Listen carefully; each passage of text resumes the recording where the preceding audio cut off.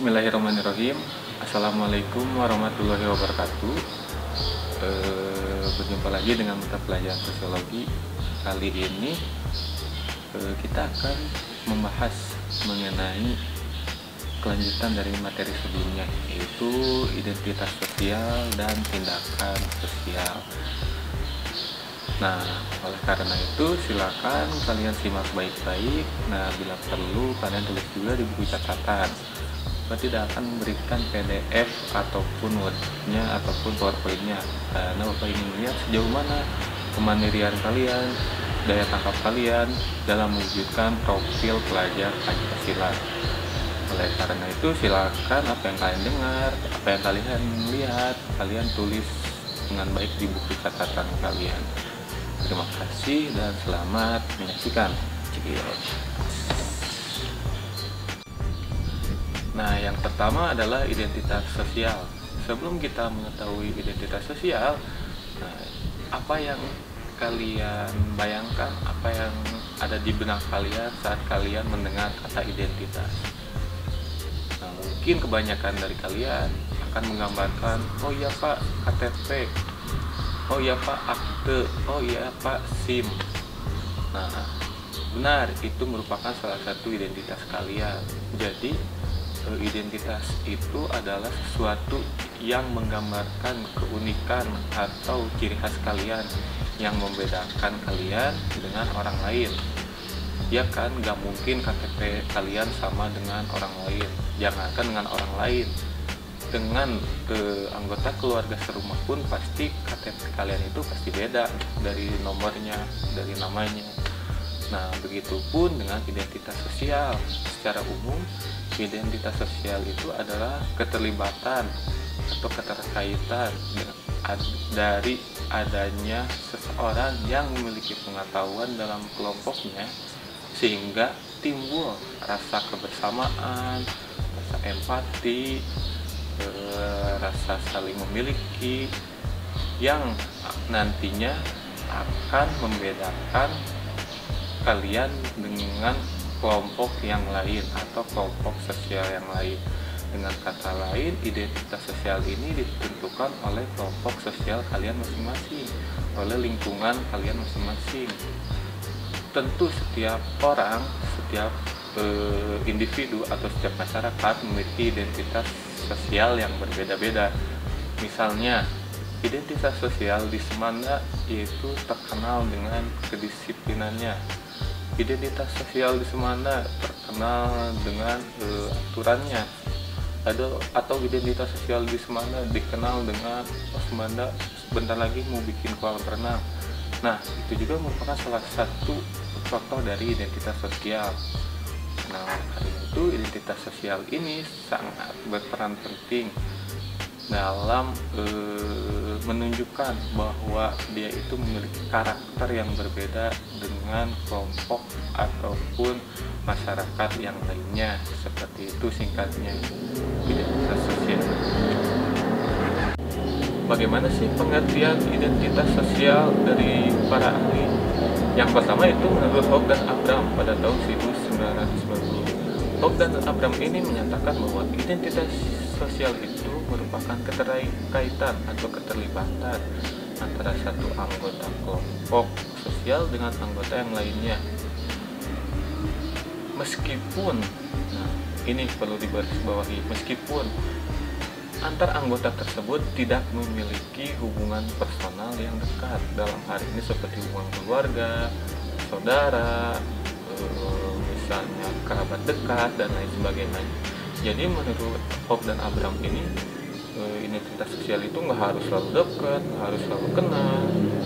Yang penting dia itu memiliki suatu tujuan bersama ataupun cita-cita bersama. Nah, itu dapat dibentuk identitas sosial itu secara sendirinya, gitu menurut Hock dan Abram. Menurut Tajbel pada tahun 1982, Tajbel ini mengatakan bahwa identitas sosial itu merupakan bagian dari konsep diri seseorang.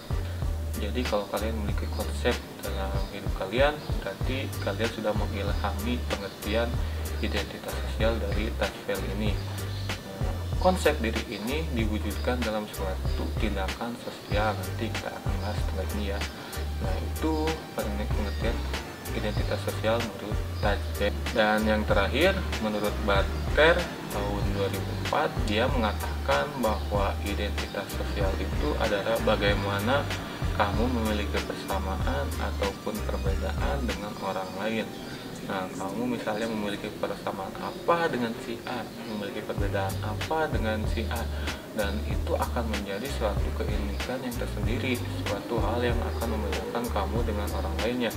Jadi menurut orang ahli ini, dia mengatakan bahwa tidak masalah orang tersebut berbeda-beda, tidak masalah orang ini sama dengan ini, asalkan dia memiliki ciri khas atau keunikan masing-masing, memiliki karakter masing-masing, memiliki tujuan yang sama, dia dapat dikatakan sebagai identitas sosial yang nantinya akan menjalani kehidupannya secara bersama-sama. Itu menurut ketiga ahli mengenai pandangannya mengenai apa itu identitas sosial. Oke, kita lanjut ke materi berikutnya. Oke, nah yang berikutnya, bagaimana sih fungsi identitas sosial ini? Fungsinya buat apa sih sebenarnya kita mempelajari identitas sosial ini?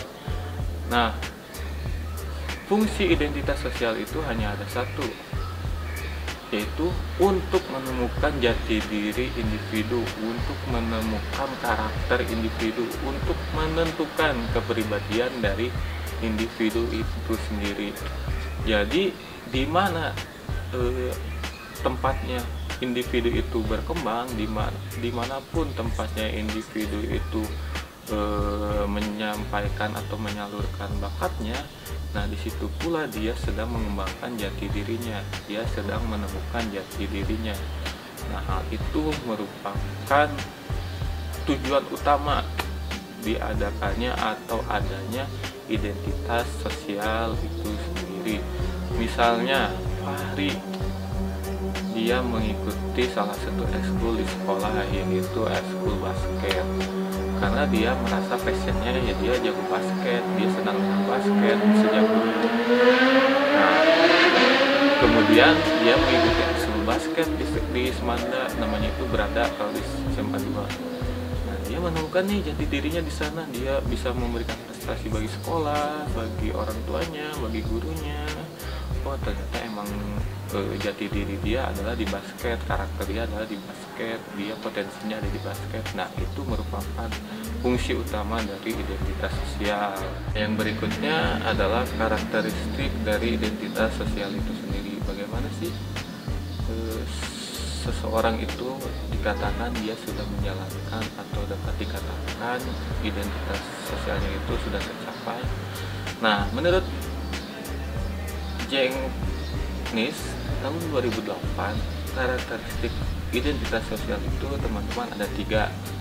Yang pertama itu identitas yang berkembang secara sistematis dan berkembang atas keterlibatan satu sama lain. Contohnya si Pari tadi, yang dia berkembang karena keterlibatan dari anggota lain yang satu ekskul dengan dia, ekskul basket. Dia berkembang tidak bisa sendiri, jadi berkembang bersama-sama dengan para anggota kelompok, anggota ekskul yang lain. Yang kedua, identitas yang merupakan produk dari interaksional eksternal yang diidentifikasikan oleh orang lain sebagai identifikasi internal. Jadi dia dalam hal ini dari luarnya atau dari sebelum dia bergabung dengan suatu kelompok tertentu, dia sudah memiliki bakat, dia sudah memiliki potensi, dia sudah memiliki keyakinan, naluri. Dan kemudian saat masuk ke suatu kelompok, dia mengembangkan bakatnya. Barulah itu yang dinamakan dengan identifikasi internal. Jadi faktor internal itu hanya sebagian kecil sebelum yang mempengaruhinya paling besar itu adalah faktor eksternal. Kemudian yang ketiga, proses terjadinya identitas dihasilkan baik dalam wacana atau narasi, retorika, representasi, dan dalam materi, seringkali bersifat sangat praktis yang merupakan konsekuensi dari penetapan identitas. Nah, kalau ini kata lainnya yaitu identitas sosial ini diterapkan secara spontan, tanpa adanya rencana terlebih dahulu, tanpa adanya persiapan terlebih dahulu, tanpa adanya bakat atau potensi dari seseorang itu terlebih dahulu. Jadi saat dia masuk ke suatu kelompok, kemudian dia sadar bahwa oh iya di sini mungkin emang passion saya, di sini emang identitas saya, di sini emang jati diri saya, dia bisa menemukan jati diri tersebut, dia bisa menemukan karakter tersebut yang membedakan dia dengan orang lain. Nah, itulah 3 karakter dari James yang ditemukan atau ditulis pada tahun 2008. Berikutnya adalah dimensi identitas sosial. Apa saja sih Pak dimensi identitas sosial itu? Nah, menurut Baron pada tahun 2005, dimensi dari identitas sosial itu terbagi menjadi beberapa macam. Yang pertama adalah dimensi dari persepsi dalam konteks antar kelompok. Nah, dalam dimensi ini, identitas sosial itu jadi lebih mengutamakan gengsi. Bagaimana identitas sosial itu bisa menaikkan reputasi, bagaimana identitas sosial itu bisa menaikkan derajat dari satu kelompok dengan kelompok yang lain. Jadi kita harus selalu untuk berusaha lebih baik, selalu untuk berusaha lebih maksimal dari kelompok yang lainnya, karena ini akan mempertaruhkan gengsi antar kelompok itu sendiri. Yang kedua adalah daya tarik in group. Daya tarik ini bisa diidentifikasikan bahwa bagaimana individu itu bisa menarik atau mencuri perhatian dari anggota kelompok yang lainnya. Jadi ternyata identitas sosial itu tidak hanya berasal dari faktor eksternal, bisa juga dari faktor internal, di mana dia bisa mencuri perhatian atau menjadi daya tarik bagi anggota yang lainnya, sehingga dia bisa mengikuti atau menyamakan karakternya dengan dirinya sendiri, seperti apa yang telah dikatakan oleh ketiga ahli yang pertama, bahwa persamaan dan perbedaan bukanlah menjadi masalah dalam identitas sosial ini. Yang terpenting adalah kebersamaannya dalam menjalankan suatu kelompok sosial itu sendiri. Yang ketiga adalah keyakinan saling terkait. Di sini lebih ditunjukkan bagaimana perasaan emosional, perasaan saling memiliki antara satu anggota dengan anggota yang lainnya. Nah, perasaan saling memiliki ini itu akan selalu melekat pada individu itu sendiri, sehingga dia akan selalu istilahnya terikat satu sama lainnya. Yang keempat adalah depersonalisasi, yaitu ketika individu dalam kelompok merasa menjadi bagian dalam sebuah kelompok, maka individu tersebut akan cenderung mengulangi nilai-nilai yang ada dalam dirinya sesuai dengan nilai yang ada dalam kelompoknya tersebut. Nah, jadi ini harus, singkatnya itu, kalian harus mengurangi ego kalian demi menjalankan nilai-nilai yang ada dalam kelompok. Jadi kalian itu harus menyesuaikan dengan kelompok kalian. Nah, sebelumnya kalian kan berasal dari SMP yang berbeda-beda, kemudian datang atau diterima di SMA Negeri 2. Kalian harus meninggalkan nilai-nilai yang ada di dulunya di SMP kalian dan harus beradaptasi lagi dengan nilai-nilai ataupun kultur yang ada di SMA Negeri 2 Cianjur ini. Nah, berikutnya ada komponen identitas sosial. Menurut Tajfel tahun 1982, komponen identitas sosial itu terdiri dari beberapa macam. Yang pertama itu ada komponen kognitif. Kalau kalian tahu, kognitif dalam ruang lingkup pendidikan itu kan pengetahuan. Sama halnya dengan komponen di identitas sosial juga, di mana apabila seseorang memiliki pengetahuan yang lebih luas, memiliki wawasan yang lebih luas, dia akan memiliki dominasi dalam suatu kelompok identitas sosialnya, dan itu akan timbul suatu perilaku kelompok. Jadi istilahnya mah anggota yang lainnya itu akan menjadi ekor bagi seseorang yang pengetahuannya lebih luas atau lebih pintar istilahnya. Dan yang kedua ada komponen evaluatif. Ini sama halnya dengan evaluasi juga dalam pembelajaran. Nah, dalam ini merupakan nilai positif atau negatif yang dimiliki oleh individu terhadap keanggotaannya dalam kelompok. Jadi, apakah kalian bergabung dengan suatu kelompok itu dinilai positif oleh individu yang lainnya, atau justru dinilai negatif, tidak diharapkan oleh individu yang lainnya? Nah, itu merupakan komponen evaluatif. Berikutnya ada komponen emosional. Ini lebih ke bagaimana setiap individu, setiap anggota kelompok itu mengambil keputusan. Bagaimana setiap individu atau kelompok muncul rasa empatinya itu seperti apa. Nah, itu ada dalam komponen emosional. Untuk materi yang terakhir adalah bagaimana motivasi dalam melakukan identitas sosial. Nah, ini penting dilakukan terutama bagi kalian kelas 10 yang baru saja masuk ke jenjang SMA. Menurut Hogg dan Vaughan pada tahun 2011 ada 3 motivasi nih jika kalian akan melakukan identitas sosial. Yang pertama itu adalah positif distintifikasi, atau bahasa Inggrisnya positive distinctiveness. Nah, positive distinctiveness ini mencakup keyakinan bahwa kelompok kita itu akan lebih baik dengan kelompok mereka. Jadi kalian itu harus berpikiran optimis bahwa misalnya kelas kalian itu akan menjadi kelas terbaik versi sosiologi mungkinnya, yang seperti Bapak dikatakan di awal dari kelas yang lainnya. Nah, itu harus ditanamkan pada setiap individu itu sendiri agar timbul nanti identitas sosial yang tentunya baik, sehingga berkarakternya meskipun berbeda dengan yang lain merupakan karakter yang positif. Motivasi yang kedua adalah uncertainty reduction, di mana motif ini secara langsung berhubungan dengan kategorisasi sosial. Jadi individu di sini berusaha mengurangi ketidakpastian subjektif mengenal dunia sosial dan posisi mereka dalam dunia sosial. Jadi ini kita lebih menjauhi perasaan atau berpikir subjektif. Dalam hal ini karena kita hidup berkelompok, kita harus berpikir objektif, yaitu berpikir keseluruhan. Jangan hanya memandang seseorang dari satu sudut pandang saja, misalnya menurut si Atam kita gitu, padahal itu hanya dari satu orang saja, belum tentu dari orang lain kayak gitu. Nah, itu motivasi yang kedua. Jadi jangan menilai dari sudut pandang subjektif saja. Yang ketiga, optimal distinctiveness. Ini hampir sama dengan yang pertama. Hanya saja di sini individu itu berusaha menyeimbangkan dua motif yang saling berkonflik. Jadi kalian apabila sudah masuk kelompok, jangan berusaha untuk ikut aja atau numpang aja.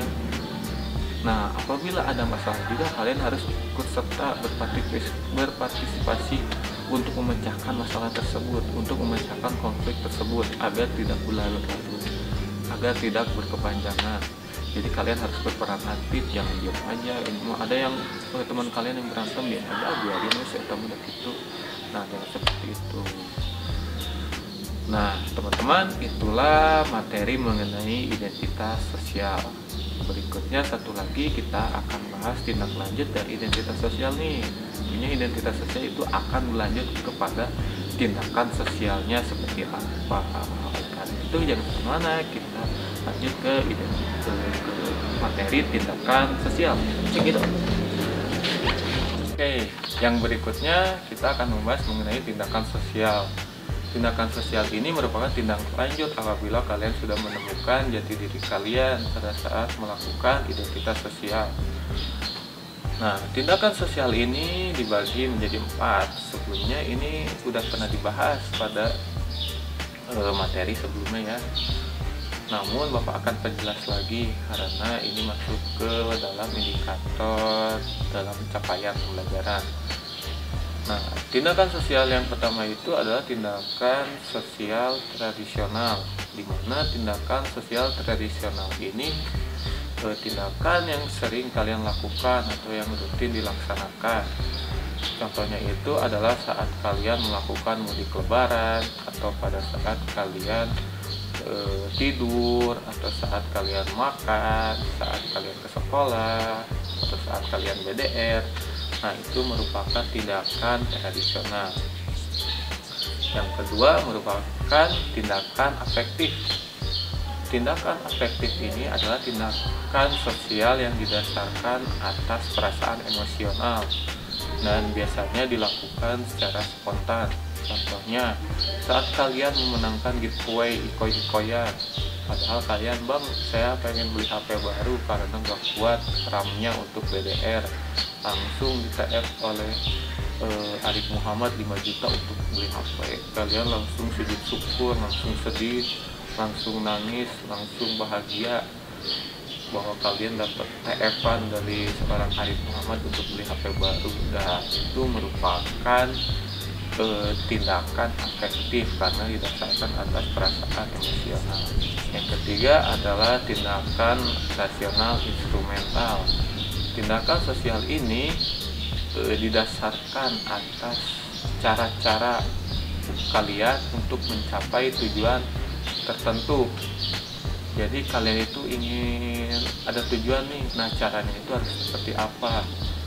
Contohnya kayak gini, kalian nanti kuliah ingin masuk ke ITB misalnya arsitektur. Nah, gimana sih caranya biar masuk ITB? Gimana sih kalian bisa lolos ke PTN ITB? Nah, caranya gimana? Misalnya dengan cara belajar dengan rajin, selalu memperhatikan dan menyimak apa yang dijelaskan oleh guru, membiasakan diri dengan disiplin yang baik dan lain sebagainya. Nah, itu adalah tindakan rasional instrumental. Dan yang terakhir adalah tindakan rasional berorientasi nilai. Tindakan sosial ini adalah tindakan yang lebih mengutamakan manfaatnya. Jadi bagaimana sih tindakan sosial ini bermanfaat bagi masyarakat lainnya? Bagaimana sih tindakan sosial ini nantinya bisa memberikan dampak yang positif bagi masyarakat? Contohnya itu seperti apa? Misalnya, Rafli akan mengadakan penggalangan dana di kitabisa.com misalnya untuk membantu masyarakat yang terdampak aturan PPKM ini. Nah, kemudian target Rafli adalah 10 juta. Namun pada saat detik-detik terakhir atau pada saat tenggat waktu yang ditentukan, dananya hanya terkumpul sebanyak 5 juta. Apakah dana tersebut tidak jadi disumbangkan? Ya tentu saja tetap jadi disumbangkan, karena sedikit banyaknya dana tersebut akan bermanfaat bagi masyarakat yang terdampak aturan PPKM ini, sehingga yang dilihat itu adalah kebermanfaatannya. Meskipun 5 juta, meskipun tidak mencapai target yang diinginkan, tetap dana tersebut disumbangkan. Itulah teman-teman penjelasan mengenai identitas sosial dan tindakan sosial. Untuk refleksi pembelajaran hari ini dan sekaligus untuk bukti absensi kalian hari ini, silahkan tuliskan di kolom komentar mengenai kesimpulan dari pembelajaran hari ini sesuai dengan bahasa kalian sendiri.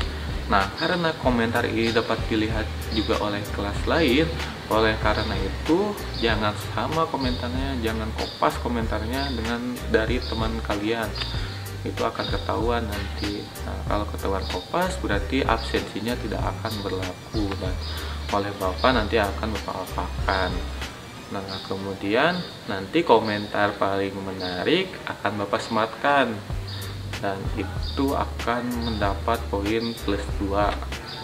Pak, poinnya gimana per kelas, dapat 2 orang atau gimana? Nanti akan Bapak tentukan, lihat saja di kolom komen. Jadi kalian standby saja. Nah, untuk pertemuan hari ini dicukupkan sekian. Terima kasih atas segala perhatiannya. Oh iya, satu lagi, apabila ada yang ditanyakan juga silahkan kalian tuliskan saja di kolom komentar YouTube. Jangan sungkan, jangan malu, jangan ragu, tenang saja dengan Bapak. Ingat di MOU awal bahwa yang bertanya, yang berpendapat itu akan mendapatkan poin plus 1. Oke, terima kasih, mohon maaf apabila ada kesalahan. Wassalamualaikum warahmatullahi wabarakatuh and see you.